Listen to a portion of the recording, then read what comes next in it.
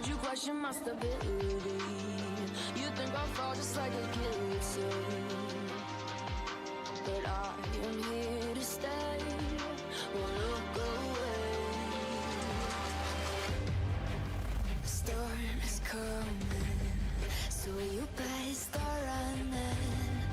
No, you can't control, feel it in my bones. I'm coming for the, coming for the.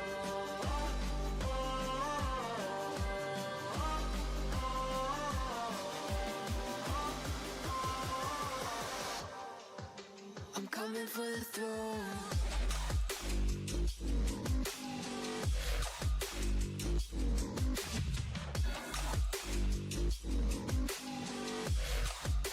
I'm coming for the throne.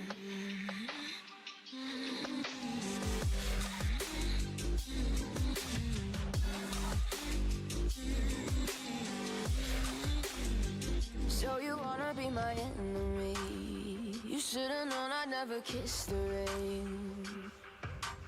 Ice runs in my veins, won't play it safe. I don't belong with your nobility. Who died and made you king of anything? You think that I'm insane? It's your mistake. Kingdoms rise and fall, I've come to take it all. Take it, I've come to take it. Kingdoms rise and fall, I've come to take it all. I'll take it all. The storm is coming, so you better start running. No, you can't control, feel it in my bones. I'm coming for the, coming for the.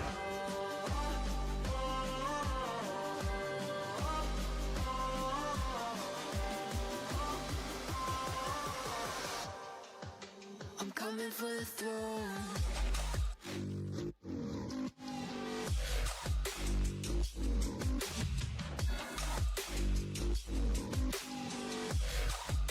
I'm coming for the throne.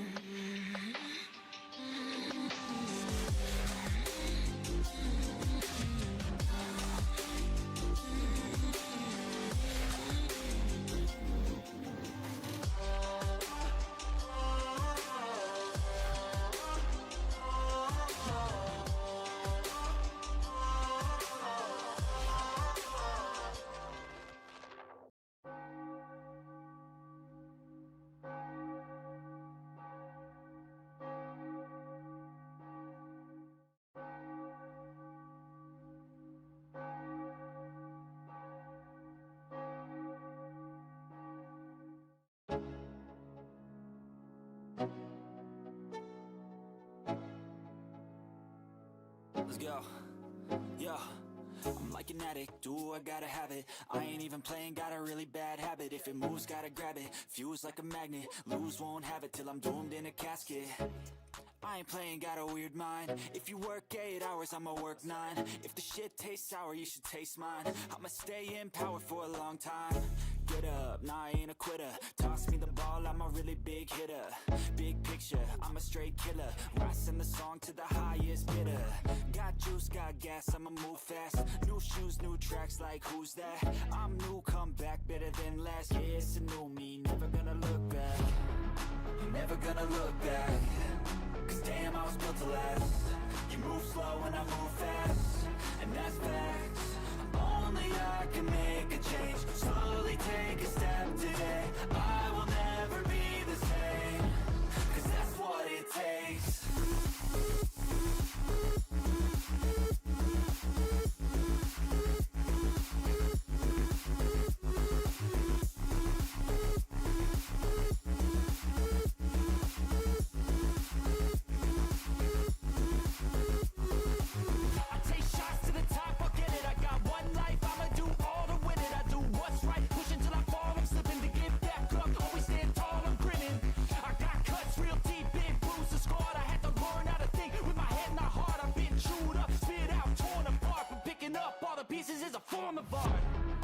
Never gonna look back, cause damn, I was built to last. You move move slow and I move fast, and that's facts.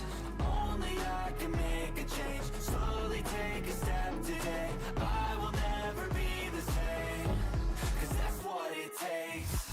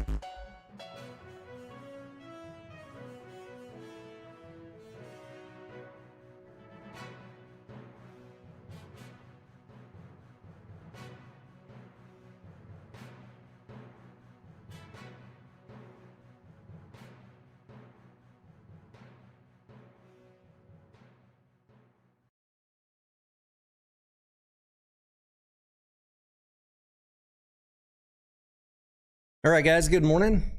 It is Wednesday, November 5th. Wednesday, I got to take the trash out, too. We got the Cinemark earnings call coming up in just a couple minutes. Let me get this slide deck off the screen. All right, there we go. They got music playing. We have the call starting in, about 7 minutes. I have posted the results up in the chat. Hopefully you guys can see that. Let me click on that. And just recap the bullet points to you. Record Q3 market share in a tough quarter for the industry. Revenue down 7% year over year, $857 million. Net income for Cinemark down 73%. Ouch. $49.5 million. Those sound weird when you preface them with record market share, but they got record market share in a tough quarter. So revenue and net income took a hit. The company paid off all their debt in Q3. Those convertibles are retired. And if I remember what they said, it was 50% cash, 50% shares. And because they were doing share buybacks, net was non-dilutive. Debt-free, that's a good thing. They have approved a new $300 million share repurchase program. I don't know. I didn't read much into that. Maybe we'll hear them. I'm just remembering bullet points. I didn't read what else they said, but Cinemark's getting at the point price-wise where it doesn't make sense to buy back shares, but they have the optionality out there, I guess. And maybe management will talk about that. Or, even if the stock is moving up, if you're forecasting more growth, maybe, and you don't know what else to do with your cash, buy back stock, I guess. They have so much cash, they increased their dividend 12.5%. And that is a new announcement for this quarter. So, looking pretty good for Cinemark. I mostly want to hear what their outlook is for Q4 and for 2026. Based on approving a share buyback program, based on increasing their dividend, it seems like they're pretty bullish about next year. And they're in a good position. I mean, it's good to be debt-free. Who wouldn't like that? Andrew, good morning. Anya, good morning, y'all. Good morning. Let me bring the chat down here so I can see it a little better. Don't forget, after market close today, AMC will be reporting their earnings for the entertainment industry. We covered already IMAX and Marcus Corp in the past week or so. This morning we're doing Cinemark. And next up this afternoon is AMC. I'm looking forward to hearing that news and finally getting that behind us. And then the only thing we got to worry about in our analysis of whether or not to trade AMC is thinking about the upcoming vote. But today is a pivotal day for AMC, looking at cash burn and operating results. And I've been trying not to have conversations about the upcoming vote until we see what the cash looks like exiting Q3. Dink says, if they think the stock is up and to the right, why not do a buyback? That's a fair point, Dink. If you're Cinemark and you're thinking it only gets better from here, then there might not be a cheaper opportunity to buy the stock back. Maybe they do some buy-ins here. I can't remember at what point I was buying Cinemark. Let's see if I put it on here. 2660.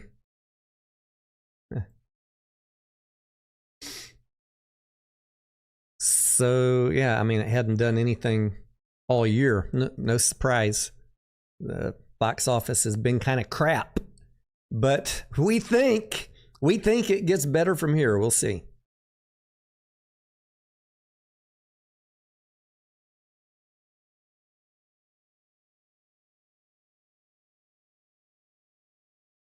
Andrew says Cinemark looks better than AMC. Balance sheet wise, Andrew, yeah. AMC executed a roll-up strategy back in, what year was that? 2017, 2018? They went out and borrowed money and bought up every competitive chain they could to try and become the dominant brand. That's called a roll-up strategy. They took on debt to do it. And they are sized for a huge box office, and then box office collapsed and it didn't keep growing like they were planning. So, hey, if you take on a bunch of debt and then all your revenue goes away, you're going to be in trouble. Cinemark didn't do that, so they are more lean and mean. AMC's got to either keep on cutting or keep praying that the box office grows. Let's see. I still have 2 minutes to go till 7:30.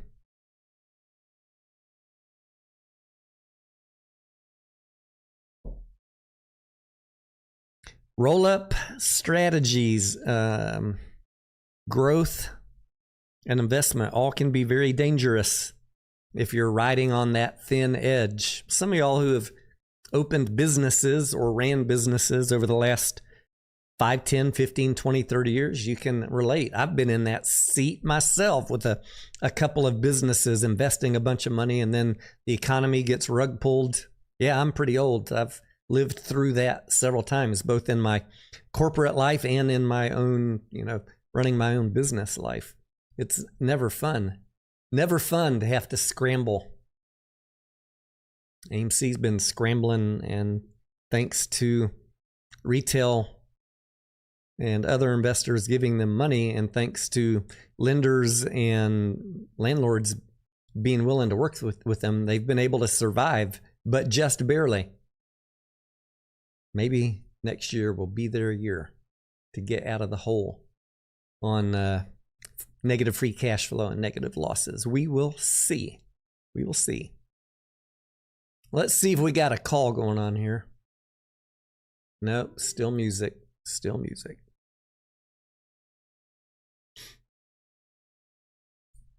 When this call starts, I'm going to duck out for just a second and take the trash cans out to the street.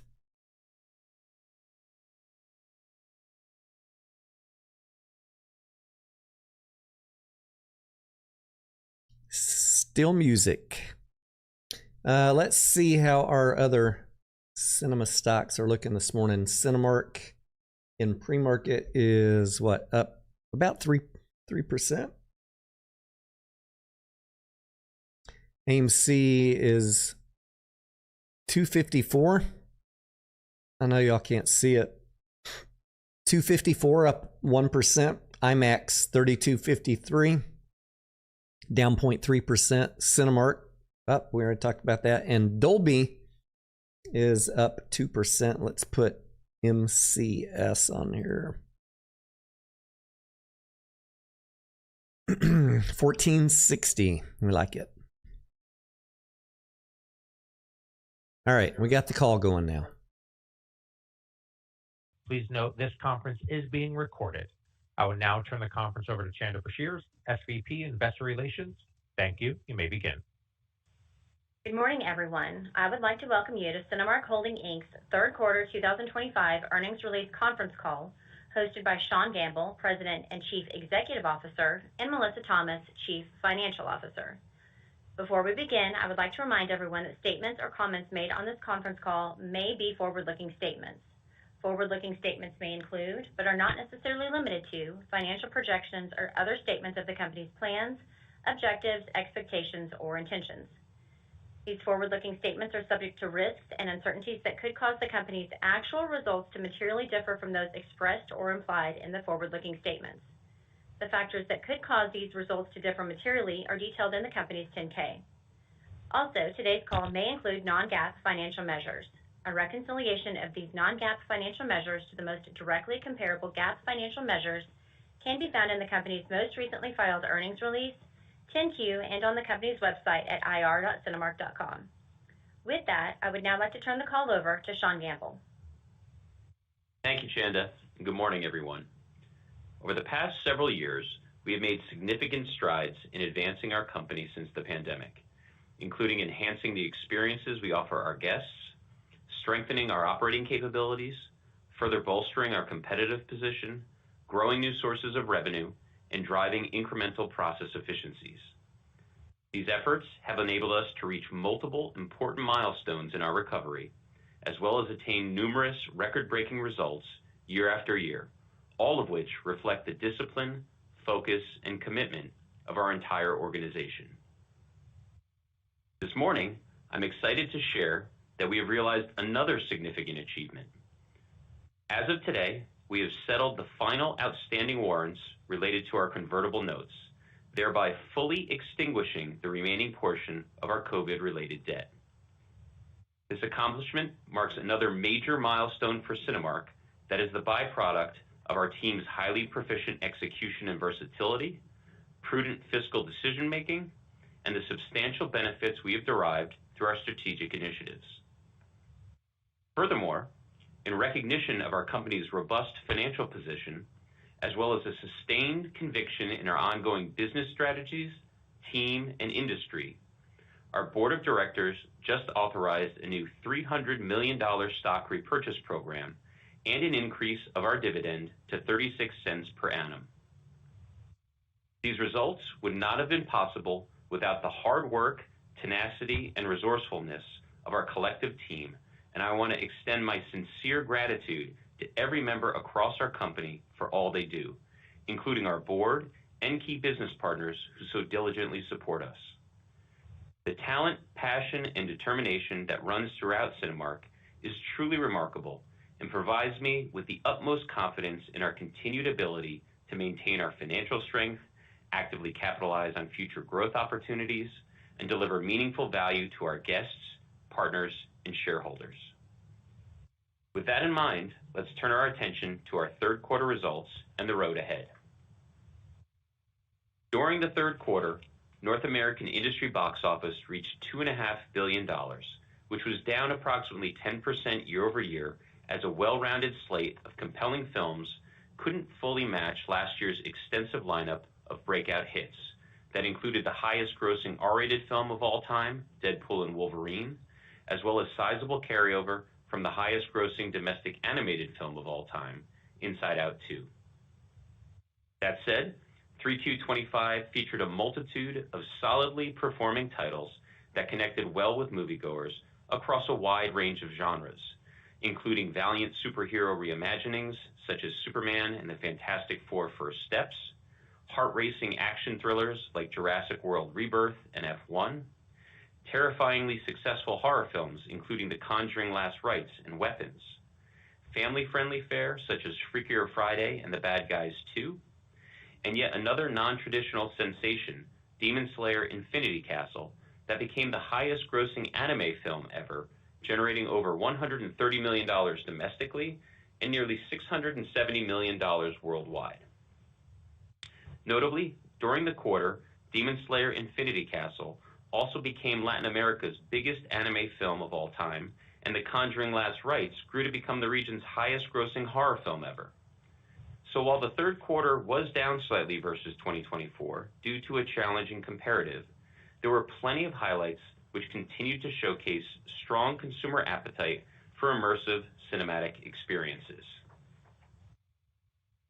Within that industry backdrop, Cinemark once again delivered standout results as our ongoing efforts to build audiences and grow box office continue to yield tangible results.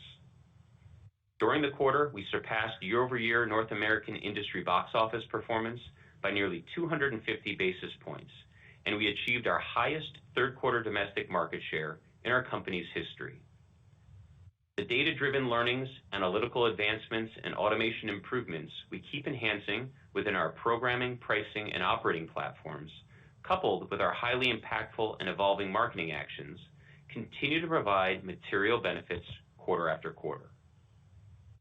These initiatives help propel our 3Q box office and market share performance, and were further amplified by a heightened mix of horror films and alternative content that resonate particularly well across our circuit.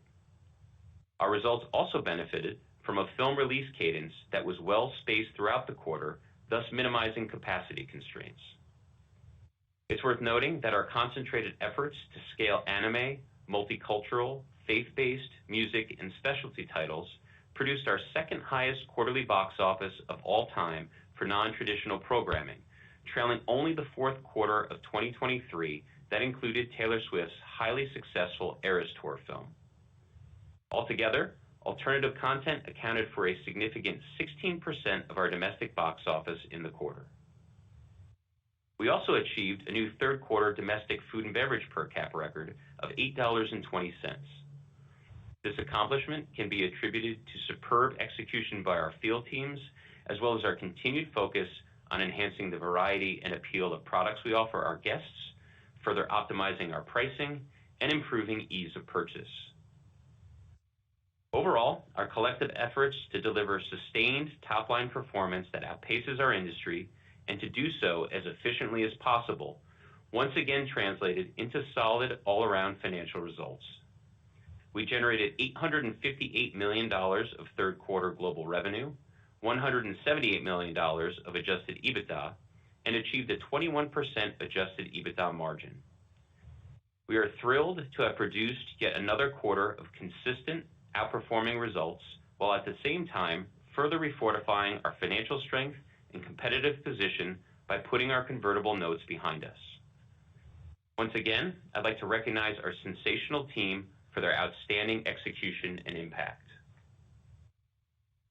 Looking ahead, we are highly enthusiastic about wrapping up 2025 on a strong note as we approach one of the most robust and promising film slates we've seen over the past 5 years throughout the Thanksgiving corridor and year-end. The upcoming movie lineup is jam-packed with a diverse and compelling assortment of films that offers something for everyone during the holidays. For action and adrenaline seekers, there's Predator: Badlands, Now You See Me, Now You Don't, and The Running Man, as well as Anaconda that snakes in some Jumanji-like humor.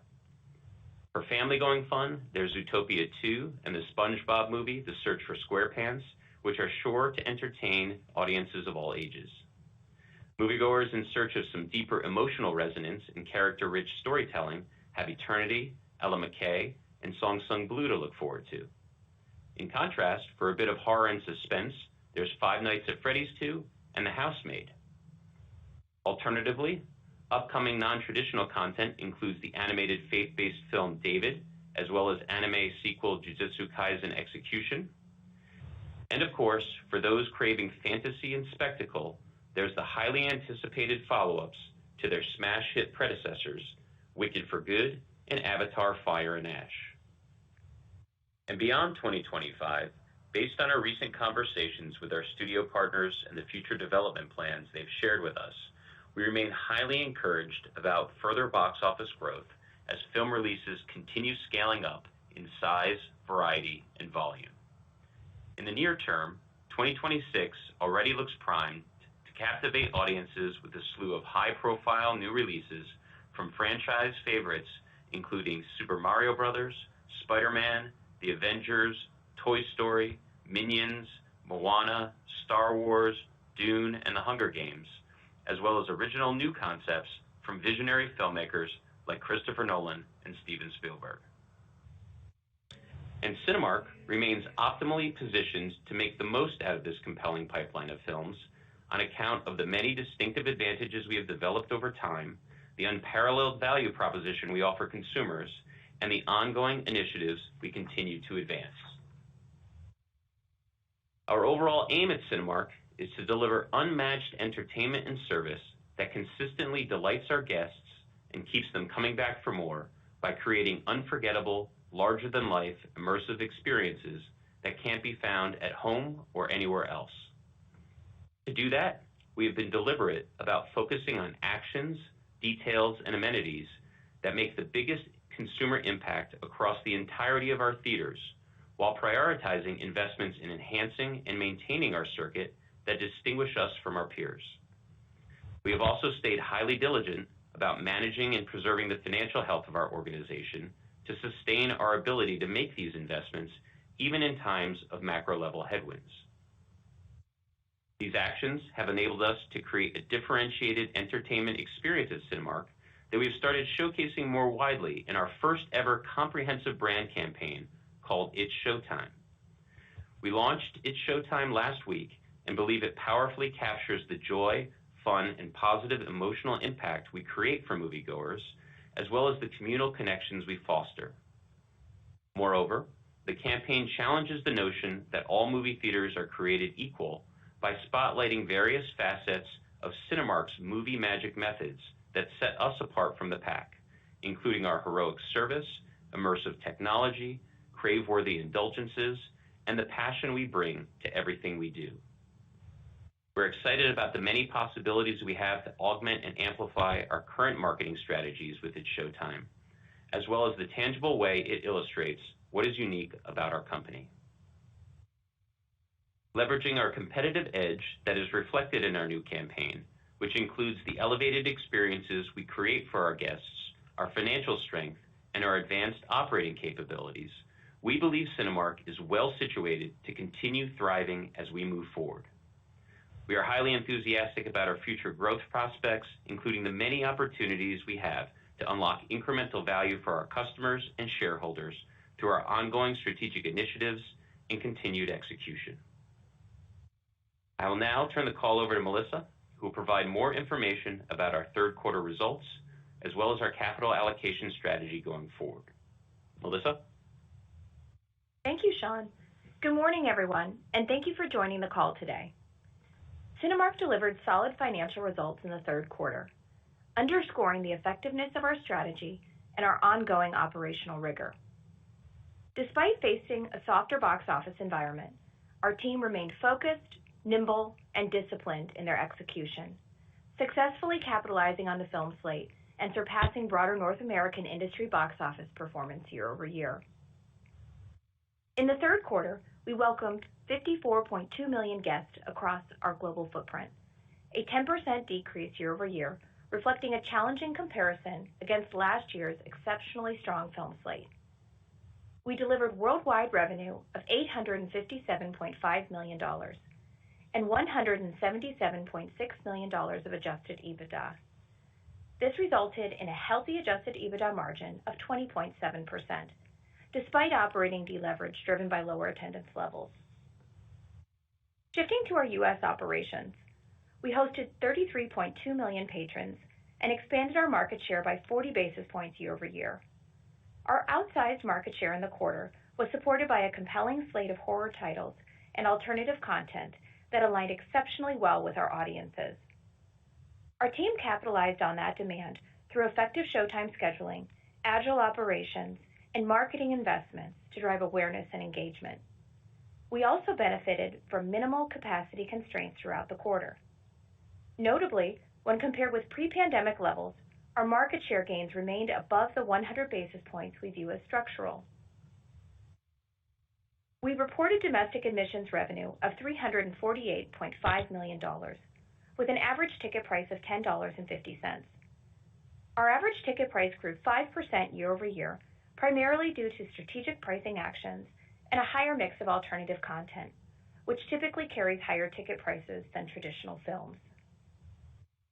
We delivered $272.4 million of domestic concessions revenue, setting a new third quarter record with concession per cap reaching $8.20, an increase of 3% compared with the third quarter of last year. Our per cap growth was achieved despite a more challenging year-over-year comparison and was primarily driven by strategic pricing initiatives and a favorable shift in product mix, with a notable uplift from merchandise sales. Other revenue was $62.7 million in the third quarter, representing a 6% decrease year over year due to lower attendance levels, which affected the variable components of this line item, including transaction fees. This impact was partially offset by increases in both promotional income and gaming revenue.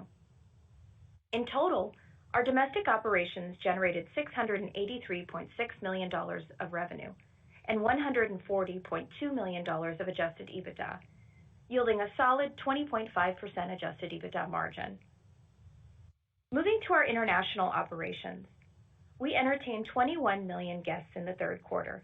Despite the tough year-over-year comparison I mentioned earlier, our international segment benefited from record-setting performances from The Conjuring and Demon Slayer, as well as highly successful cinema weeks in select markets throughout the region. Importantly, similar to the U.S., we continue to maintain strong market share gains in the quarter when compared with pre-pandemic levels. International delivered $81.2 million of admissions revenue, $64.3 million of concession revenue, and $28.4 million of other revenue during the third quarter. In aggregate, our international operations generated $173.9 million of revenue and $37.4 million of adjusted EBITDA, resulting in a robust adjusted EBITDA margin of 21.5%. Turning to global expenses, film rental and advertising expense represented 57.1% of admissions revenue this quarter, a 60 basis point improvement year over year, primarily due to a reduced concentration of high-grossing titles, partially offset by increased marketing investments given the strong and consistent returns we have observed. Concession costs as a percentage of concession revenue were 19.5% for the quarter, up 190 basis points compared with the prior year period, primarily driven by the timing of concession rebates, growth of lower margin merchandise sales, and ongoing inflationary pressures. These impacts were partially offset by our strategic sourcing initiatives and pricing strategies, which continue to play a key role in managing inflation. Global salaries and wages totaled $106.3 million, a 3% improvement year over year, driven by lower attendance levels and reduced operating hours, as well as benefits realized from our labor productivity initiatives and foreign exchange rate favorability. These factors were partially offset by wage and benefits inflation. As a percentage of total revenue, salaries and wages were 12.4%. Facility lease expense was $81.9 million for the third quarter, a 5% decrease compared with the prior year period, largely due to lower percentage rent associated with the reduced box office, as well as favorable movements in foreign exchange rates. These were partially offset by inflationary increases. As a percentage of total revenue, facility lease expense was 9.6%. Utilities and other expense totaled $127.4 million, flat versus the third quarter of last year. Higher utilities, repairs and maintenance, and gift card expenses were partially offset by lower attendance, which impacted variable and semi-variable costs. As a percentage of total revenue, utilities and other expense was 14.9%. G&A expenses were $61.9 million and increased year over year, mainly due to wage and benefits inflation, investments in headcount to advance our strategic initiatives, increased cloud-based software costs, and higher share-based compensation. Favorable foreign exchange rate fluctuations partially offset these impacts. As a percentage of total revenue, G&A was 7.2%. Globally, we delivered $49.5 million of net income attributable to Cinemark Holdings, Inc., resulting in diluted earnings per share of 40 cents. With respect to the balance sheet, we ended the third quarter with $461 million in cash and generated $38 million of free cash flow. Turning to capital allocation and starting with the first pillar of our strategy, maintaining a strong balance sheet, during the third quarter, we successfully retired our remaining pandemic-related debt with the repayment of the $460 million convertible notes.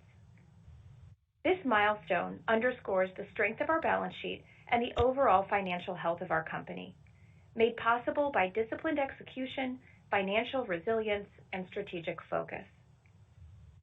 We also amended the warrant agreements related to the convertible notes to accelerate the settlement and satisfy half of the obligation in cash and half in shares. The cost to settle the warrants was determined using our volume-weighted average stock price from August 18th through November 3rd, with the final settlement occurring today. The total cost was $196 million, with $98 million paid in cash and 3.6 million shares issued to our counterparties. Importantly, our proactive approach to managing dilution proved effective. By repurchasing 7.93 million shares in March of this year, we more than offset the shares issued to settle the warrants, resulting in no net dilution for our long-term shareholders. With respect to our capital structure, now that the convertible notes and associated call spread have been fully addressed, our nearest maturity is not until 2028. We continue to target a net leverage ratio of 2 to 3 times, ending the quarter with a net leverage ratio of 2.4 times. Moving to our second pillar, pursuing strategic and financially accretive investments to grow and secure our long-term success. During the first 9 months of this year, we have invested $106 million to maintain and enhance the quality of our global circuit. We continue to target $225 million of capital expenditures for the full year, with a significant weighting towards the fourth quarter, given the timing of several key projects underway. As always, our ability to achieve this target is subject to project-specific variables and external factors, which may impact the pace and timing of execution. We continue to actively manage these dynamics. Now to our third capital allocation pillar, returning excess capital to shareholders. As Sean mentioned, given our strong financial position and sustained confidence in our business, we are pleased to announce that our board of directors has authorized a $300 million share repurchase program. We intend to execute the program in a measured and disciplined manner, ensuring it aligns with our financial priorities and broader strategic objectives. Our board also approved a 12.5% increase in our quarterly cash dividend, raising it to 9 cents per share, reinforcing our objective to deliver a sustainable and growing dividend. The increased dividend will be payable on December 12th to shareholders of record as of November 28th. Collectively, the authorization of the share repurchase program and the dividend increase demonstrate our intent to return a greater proportion of free cash flow to shareholders over time. These actions also reflect our balanced approach to capital returns, supporting our long-term objectives of driving sustainable growth, maintaining financial strength, and maximizing shareholder value. It's important to note that we will continue to prioritize the health of our balance sheet and growth opportunities. The timing and extent of our capital returns will be governed by maintaining our net leverage ratio within our target range, as well as our cash position and overall liquidity. This disciplined approach provides us with the flexibility to pursue accretive opportunities as they arise, while continuing to manage risk and preserve our financial strength. In closing, we are pleased with our financial performance in the third quarter and the progress we have made in executing our capital allocation strategy. Our approach remains anchored in financial discipline, operational excellence, and a long-term strategic view. With a strengthened balance sheet and prudent capital deployment, we are well positioned to deliver shareholder value. Operator, that concludes our prepared remarks, and we would now like to open up the line for questions. Thank you. We will now be conducting a question and answer session. If you would like to ask a question, please press star one on your telephone keypad. A confirmation tone will indicate your line is in the question queue. You may press star two if you would like to remove your question from the queue. For participants using speaker equipment, it may be necessary to pick up your handset before pressing the star keys. One moment, please, for our first questions. Our first questions come from the line of Ben Swinburne with Morgan Stanley. Please proceed with your questions. Thank you. Good morning, everyone. My question is really just continuing the conversation on kind of capital allocation. Obviously, great to see the dividend and the buyback. I guess, Sean, can you talk a little bit about sort of your appetite around M&A and you know how much of let's call it a cushion you want to keep in terms of financial capacity now that you've got the convert behind you and generating healthy free cash flow. And then I didn't know, Melissa, if there was any reason to change any of your prior comments on kind of thinking about CapEx over the next couple of years. Maybe, I don't know if there's an update there, just would be interested in hearing how we should think about that. And then just one housekeeping on the same topic, hopefully for the last time. Can you give us what the fully diluted share count should be now going forward, now that you've cleaned all this stuff up for us? Thank you. Sure. Thanks for the questions, Ben. As you know, one of our key areas of focus as we position ourselves for success over time is optimizing our footprint, which includes growing and recalibrating our circuit over time, and M&A is certainly a part of that. So we certainly have an appetite for M&A as we look forward. Melissa mentioned that with regard to overall capital allocation priorities, investing in the future success of our company is a top priority of ours. And again, that includes M&A. Broadly speaking, with regard to M&A, as you know, we evaluate all prospective opportunities, and our focus is on high quality assets that we believe can deliver solid assured returns over time. So that continues to be our focus. We tend to prefer deepening penetration in those areas where we already have some presence to leverage our existing infrastructure and relationships, but we also do consider other factors such as scale, strategic importance, margin profile, competitive position. So we do look at a wide range of options as they come to market, and we have targets in mind. So we look at a range of things, but we've been very disciplined in our approach. That's served us well over time. We continue to believe that's the right strategy in terms of going after the right types of assets. But broadly speaking, we do believe we have, and we intend to maintain the right flexibility to be able to pursue those types of opportunities as they come to the table. And then, Ben, with respect to your question on CapEx 2026, we do intend to remain prudent with our CapEx, and we'll continue to prioritize maintaining a high-quality circuit as well as pursuing high-confidence ROI-generating opportunities. But it is a bit premature at this stage to provide specifics on CapEx expectations for 26, given that we're still underway with our budgeting process. But given the abundance of ROI-generating opportunities available, as well as some modest deferred maintenance CapEx that we're still working through, it is reasonable to anticipate some increase in CapEx for 2026 above what we're targeting in 2025. So we'll provide more clarity once we finalize our budget and have assessed all the moving pieces. I'd expect that to be on the February call. And then in terms of your question regarding fully diluted share count, so just to kind of speak more broadly to our share count and how to think about that, as of September 30th, we had 116.5 million shares outstanding. That reflects 1.4 million of shares that we issued in Q3 to settle a portion of the warrants. In Q4, we issued 2.2 million shares to settle the remaining portion of the warrants, so you'll want to factor that into the share count.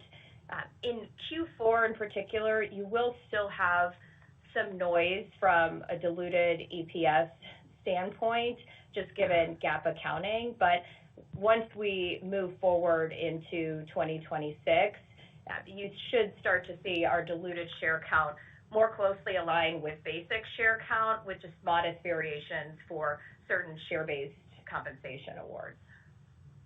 Gotcha. That's very helpful. Thank you. Thanks, Ben. Thank you. Our next questions come from the line of David Karnofsky with JP Morgan. Please proceed with your questions. Oh, hey, thank you. Sean, there's been, a lot of hand-wringing in the trade press about the fall box office so far and whether the performance of films in aggregate is representative of a demand trend or whether you can dismiss this to quality or scheduling or genre preferences. So I wanted to give you a chance to kind of expound on the last 2 months and how you see the state of things, and then I have a follow-up.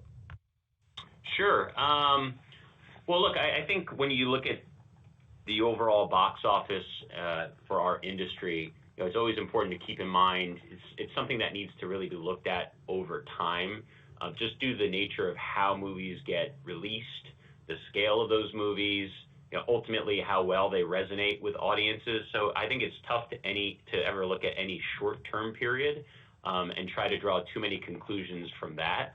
You got to look at longer-term trends.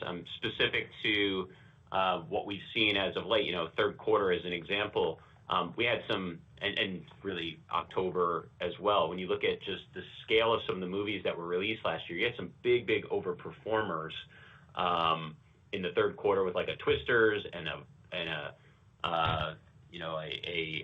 Beetlejuice and films like that. You just had a wider release slate than you had in the third quarter of this year, as well as the past couple of months.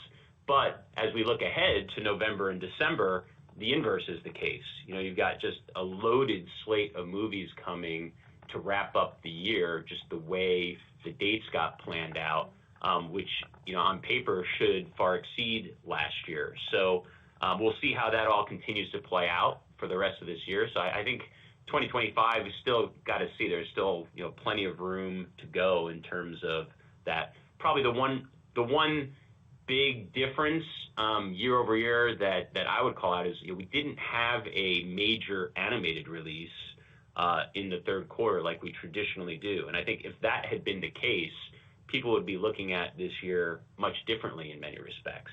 So like one movie can make a big difference in terms of the overall perception. But again, there's a lot of big stuff still to come, and I think the story is still to be written on how 2025 ends up. Okay, and then I was hoping to follow up on theatrical windows.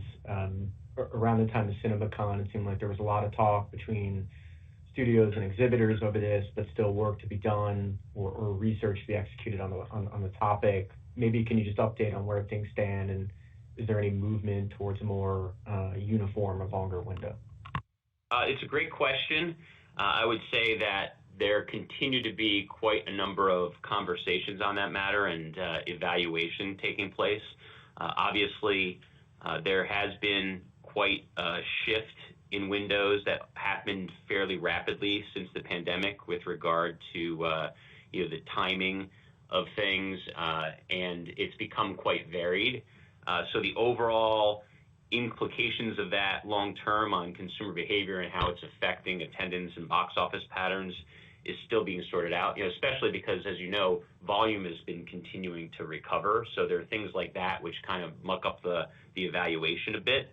The good news is while there doesn't appear to be a material impact on the week-to-week box office trajectory when you look at films that have shorter versus longer windows, I will say there's some concern and some signs emerging that highly shortened windows below the 30 to 45 days may be affecting overall attendance recovery and results for casual moviegoers and smaller titles. So I think that's the point of discussion in particular as we're all trying to understand what's happening with that. It has been clearly demonstrated that a theatrical release significantly benefits the overall performance of films and the asset value over time for those films, but a significant enough of a window is necessary in order to deliver those proceeds. So that's still a matter of discussion. I would say the good news for Cinemark specifically is we have done a lot of work to reorient our business to be both highly successful in the current environment as it stands today, and we remain highly encouraged about where things are going. So the matter of windows specifically is something that I expect will continue to be discussed over the coming quarters as we all try to sort out what's the best optimal structure going forward. Thank you. Thanks, David. Thank you. Thank you. Our next questions come from the line of Eric Handler with Roth. Please proceed with your questions. Good morning. Thanks for the question. Sean, wanted to follow up on M&A. Earlier this week, Canopolis announced it's buying Imagine Entertainment. It's been reported National Amusements is up for sale. Can you talk about, like, is the pipeline, as deep as it's been, since the start of the pandemic, and, maybe give some color around that? Sure. Sure thing, Eric. I don't know if I'd say the pipeline is as deep. I'd say it's been pretty consistent. If anything, the pipeline we've had been expecting more opportunities, as we said in the past, coming out of the pandemic than have played out. There are a few things percolating now, like the deals that you just mentioned. I think the timing of those two may be more coincidental than kind of anything indicative of a growing volume of opportunities or activity that may take place. So I would still say that while we still believe there will be more opportunities as we look ahead, and opportunities for higher quality circuits, the overall volume of those has still been fairly limited. And at least there's no indications at this moment in time that that's going to accelerate or anything like that. But we still believe in time. There's unique circumstances in most of these cases. In time, we will start to see more opportunities become available. Great. And then secondly, given the success of alternative content that we saw in the third quarter, is there a way to sort of lean into this more? Finding, I know Trafalgar does a lot in the music space. There's clearly a vault of anime movies and opportunities there. And so, curious. Absolutely. Look, I mean, we have been leaning into non-traditional programming quite significantly and trying to hone what are those better opportunities that are out there. And as a result of that, we've seen for the last 3 years that non-traditional content has represented in excess of 10% of our box office. And importantly, it's not just the percentage. The overall dollar amount last year was almost 2 times what it was in 2019 for us. So that's the byproduct of actively focusing on this and trying to stimulate more growth, as well as just more compelling content becoming available that is resonating with audiences. So we continue to see growth. As mentioned in our prepared remarks, it was 16% of our box office this past quarter. So we remain optimistic about further growth in this category as a way to add to the box office. If anything, it was something, as we had talked about before the pandemic, that was always an area of frustration where it seemed like there was tremendous potential and never quite got off the ground. It's great now to see that we're really seeing some movement in anime, faith-based, multicultural content, repertory content. Like, there's a range of these categories, and they all appear to be working really well. So we're optimistic about more growth there, and it is something that we're going to continue to lean into. And we're not alone. It's something that's happening across the industry. Thank you. Thanks, Eric. Thank you. Our next questions come from the line of Drew Crum with B. Riley Securities. Please proceed with your questions. Okay, thanks. Hey, guys. Good morning. Question on 25 and one on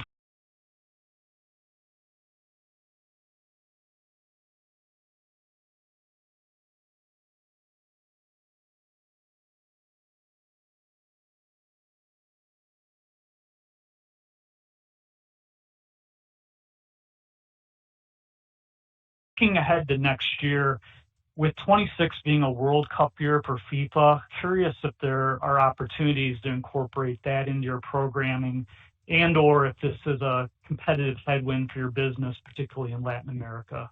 Thanks. Thanks, Drew. So I'll start with your first question on margin. So in terms of our margin expectations, ultimately our margin for the year is going to be driven by attendance and box office performance as the primary driver, given the operating leverage inherent in our business model as revenue scales. Other factors that will influence our margin will be market share, food and beverage per cap, and average ticket prices, along with the incremental value we capture from our strategic initiatives. Naturally, we have ongoing inflationary pressures, other expense headwinds, and the impacts of FX movements that also will be considerations. As you think about kind of specific to fourth quarter, our margins should benefit from the anticipated box office recovery, as well as growth in concession per cap and average ticket prices. But we do recognize that our market share may temper in the fourth quarter given the cadence of releases, as well as the overall scale and relative mix of films. Also keep in mind, other revenue in the fourth quarter of last year included a one-time $6 million contractual payment received from a third-party service provider that will not recur in Q4 of this year. And then expense considerations that you would want to take into account. Namely, I'll point out on utilities and other, we continue to incur some elevated expenses as we work through some deferred maintenance needs across the circuit. So, we remain highly focused on maximizing profitability and margin potential, but our ability to, grow margins year over year is largely going to be dependent upon how the box office unfolds in the fourth quarter, as well as the other dynamics I mentioned. And then to your question on the World Cup, I guess starting on the opportunity front, one of the challenges that we've had with with the World Cup, much like sports in general, are just the complicated rights issues. So the ability to program those games in theaters is something that has been limited because of that. So it's not for lack of trying, but like many of the major sports leagues, the rights have just been preventative. The other thing too with the World Cup in particular is it is so widely displayed everywhere that there even is some question as to how big of an opportunity might there be in terms of showcasing those games and drawing people to theaters versus just walking down the street and being able to see these things all over, the games all over. Specific to LATAM and how that could impact there, we've seen historically, it really just depends on how the teams are performing and playing out. Like, depending on what their games are, there are times where the studios will schedule some of the content around particular games, so they'll try to work that to the extent they can. But it hasn't historically presented a huge headwind. It can create a little bit of headwind depending, again, on a particular country, particularly as you get closer to the finals. But that is something that just has to play out. I don't think it would be something that ultimately would be material in the whole scheme of things. Got it. Okay, thanks, guys. Thanks, Drew. Thank you. Our next questions come from the line of Robert Fishman with MoffettNathanson. Please proceed with your questions. Hi, good morning. Two for you guys.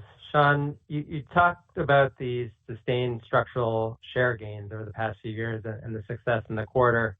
Do you see an opportunity to continue to expand your market share in the U.S. and also if you could help us think about internationally? And what are the biggest drivers to grow share organically, aside from obvious M&A, away from your competition? And then for Sean or Melissa, can you just maybe discuss your strategy on premium large screen formats and how you prioritize your own XD brand over the other formats?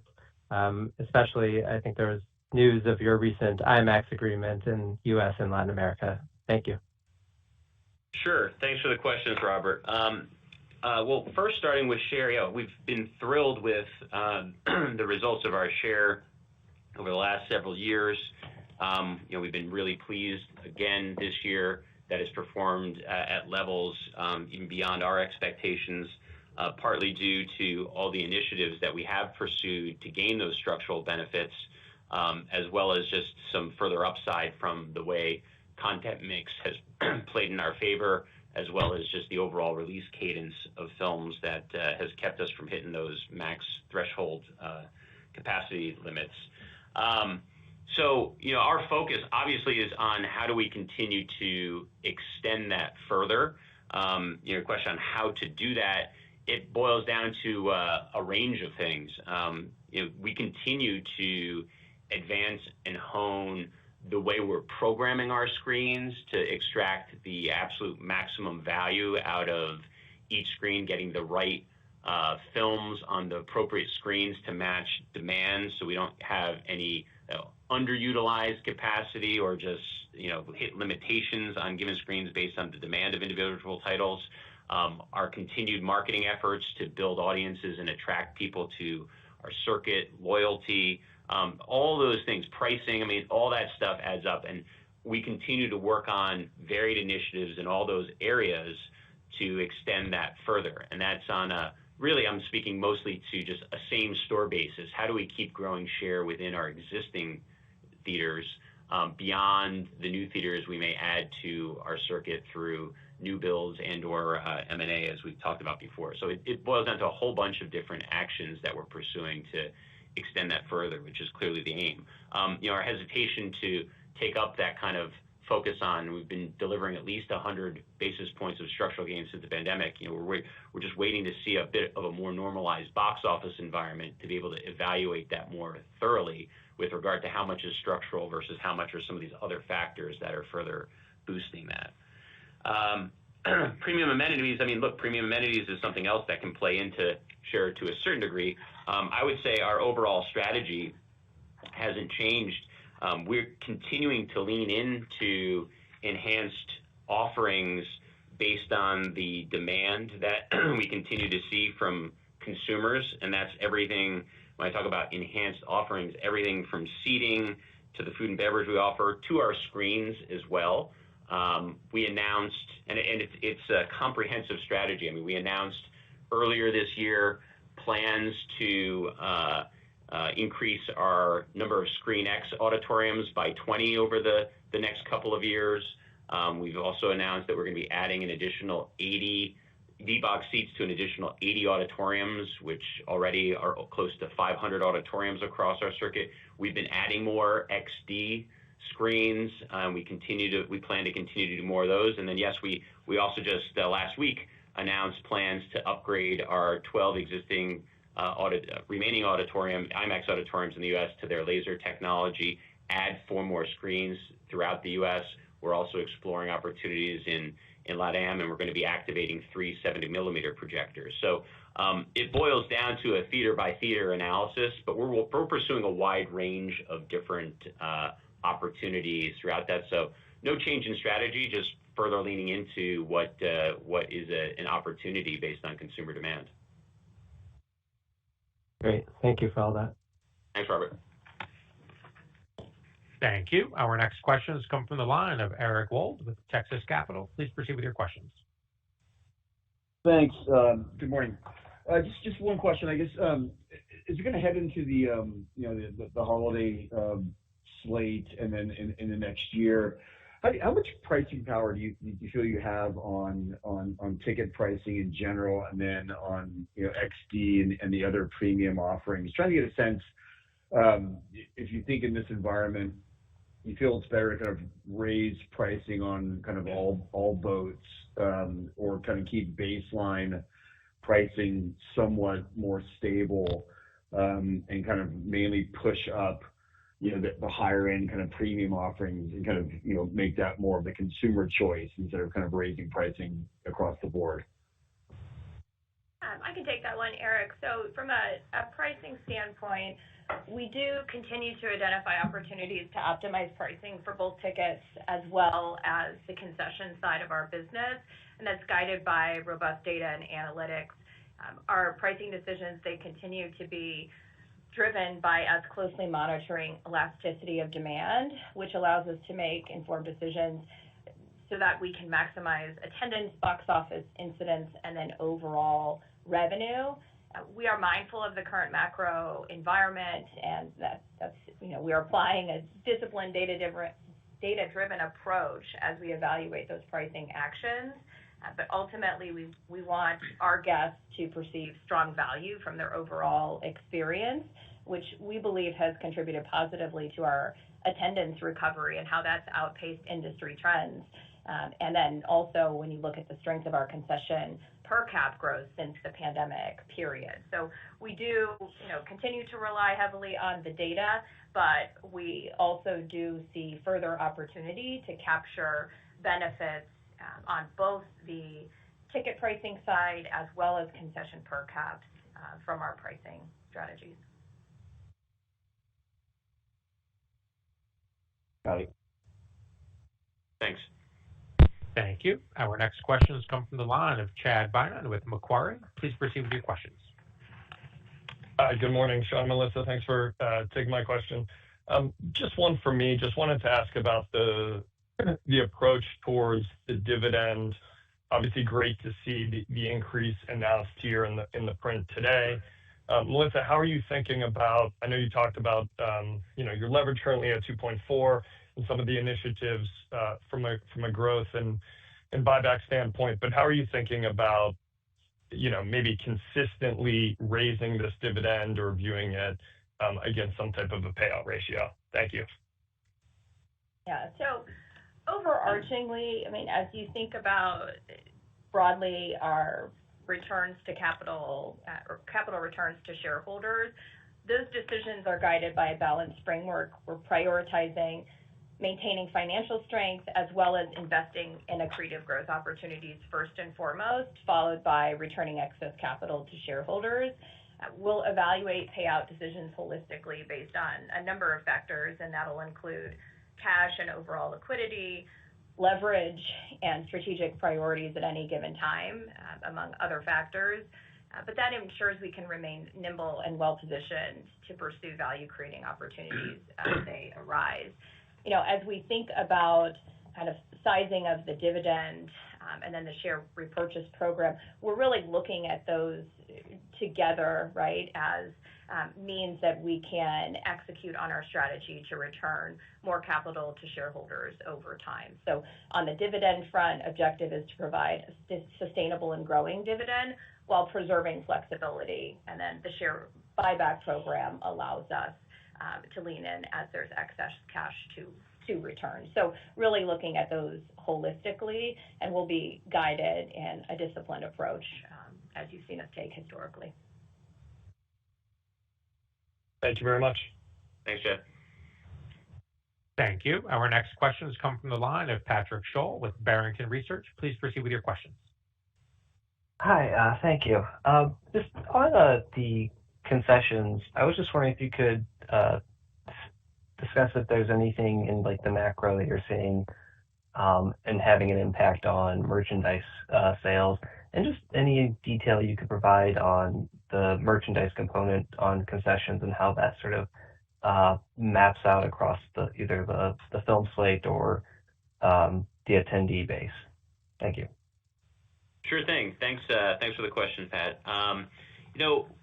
Much like I would say our overall movie-going as well as our food and beverage sales, from a macro standpoint in terms of if you're referring to any macroeconomic influences on that, fortunately, we've continued to see consumption hold up very strong through some of the higher inflationary periods we've gone through recently, throughout concerns of recession. So we haven't seen any slowdown of that. The historic trend of consumers coming out to movies, maybe trading off on other things, but still coming to the theaters when compelling content's in the marketplace, and then indulging when they're there, that has continued to play out both domestically and internationally. Specific to merchandise, as you were asking, merchandise has continued to show great signs of growth. In fact, if anything, consumers have been showing up for it. There's been more and more of these viral moments. The talent has been getting involved in using those as ways to help promote their films, as has the studio. So we've continued to see nice growth year after year with merchandise, and we believe there's further opportunity to come. So, and similar to all of our concessions categories, that has not shown any drag or any issue with regard to any kind of macro level economic trends. So we're just really encouraged about further opportunity ahead. Okay, thank you. Thanks, Pat. Thank you. Our next questions come from the line of Omar Mejias with Wells Fargo. Please proceed with your questions. Morning, and thanks for the question. Sean, one for me. There was a recent article in the press that talked about how David Ellis and the new Paramount leadership wants more theatrical content and how they're looking to build their slate from their current 8 annual releases to 15 by 26 and 18 by 28. This is clearly great news for the industry. So just wanted to get your thoughts on how your early conversations, either with the new leadership of Paramount or other studio partners that are developing, and just the potential increases to the volume of films that will come to market in 26 and beyond. Just curious early thoughts on that. Thank you. Sure. Well, appreciate the question, Omar. I would say at a high level, the conversations have been very positive and continue to encourage us with regard to volume recovering to pre-pandemic levels, if not beyond. As you mentioned, our discussions with Paramount and what has been stated publicly have been positive in terms of their desire to expand the amount of volume that they're putting out. Obviously, there's been conversations. Amazon has been public about growing to 15 or so films a year, while Apple it's still not entirely clear kind of where they go. We know that they were extremely pleased with the results of F1, and Eddie Q just recently talked about viewing very positively the theatrical space and with intentions to put more films out that way. A24 has been growing their volume. Universal has been holding their volume pre-pandemic levels. Like, we're getting these encouraging signs from Disney, from everywhere. And as we just talked about earlier, all the non-traditional programming continues to grow. So when you put all that together, we remain encouraged about just the overall volume of films getting back, because even this year for 2025, wide releases, by the way we define it, are looking to get back to about 120 or so films by the end of the year. That compares to about 130 on a pre-pandemic basis. We expect next year will be another notch further from that, closer to the 130, could even get to the 130 based on how the slate ultimately plays out. So all those signs are positive. Super helpful. Thank you. Thanks, Omar. Thank you. We have reached the end of our question and answer session. I would now like to turn the floor back over to Sean Gamble for closing comments. Thank you, Daryl, and thank you all for joining us this morning.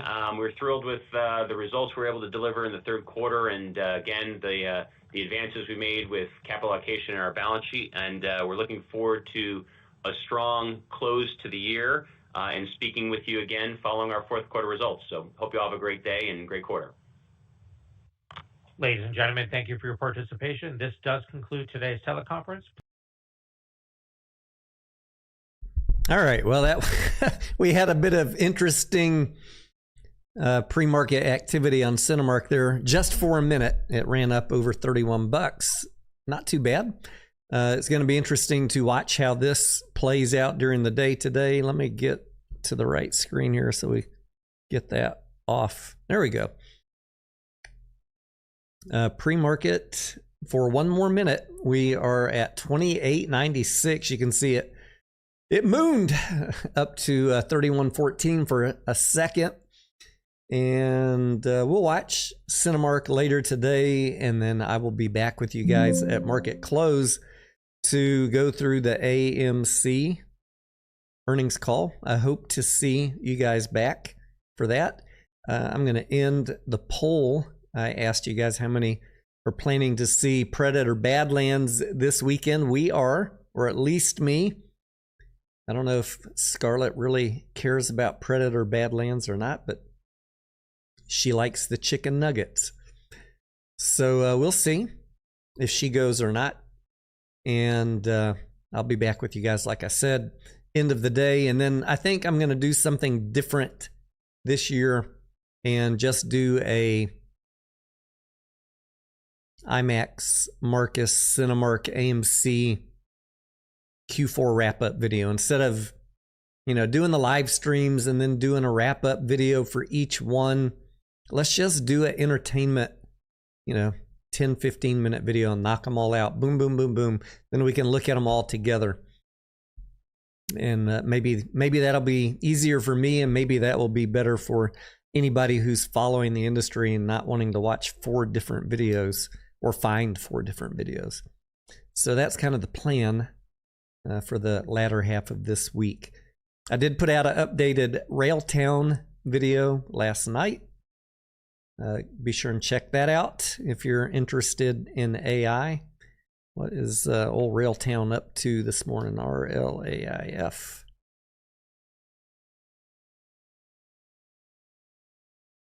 It was no trades just yet. Beyond Meat this morning, $1.35.